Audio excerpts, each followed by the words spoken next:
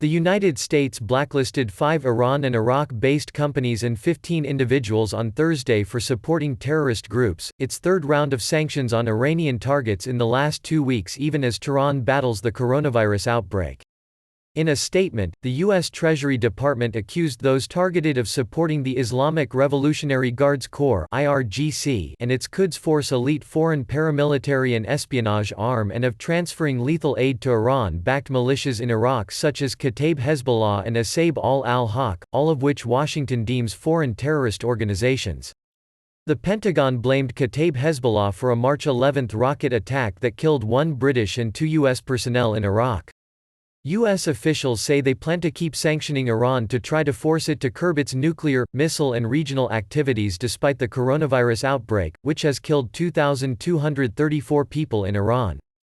Treasury accused those designated of malign activities including selling Iranian oil to Syria, smuggling arms to Iraq and Yemen and backing Iraqi militias that attack U.S. forces. The sanctions freeze any of their U.S.-held assets and generally bar Americans from dealing with them.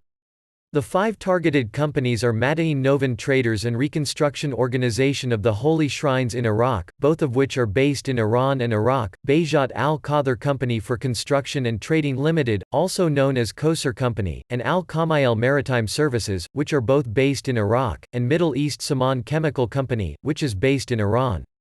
The action also blacklists 15 individuals who are associated with the companies or officials of the Quds Force and Kataib Hezbollah. Iranian Foreign Minister Mohammad Javad Zarif urged the boycott of U.S. sanctions, though it was unclear if he was responding to the latest actions. Does the U.S. want an LSQUO, forever pandemic? Moral imperative to stop observing the bully's sanctions, he tweeted. Humanitarian supplies are exempt from sanctions Washington reimposed on Tehran after President Donald Trump abandoned Iran's 2015 multilateral deal to limit its nuclear program. However, broader U.S. sanctions deter many firms from humanitarian trade with Iran.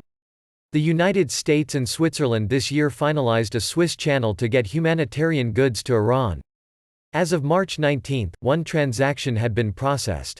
Separately, Washington renewed a sanctions waiver letting Iraq import electricity from Iran but vowed to blacklist anyone who used it to help terrorist groups.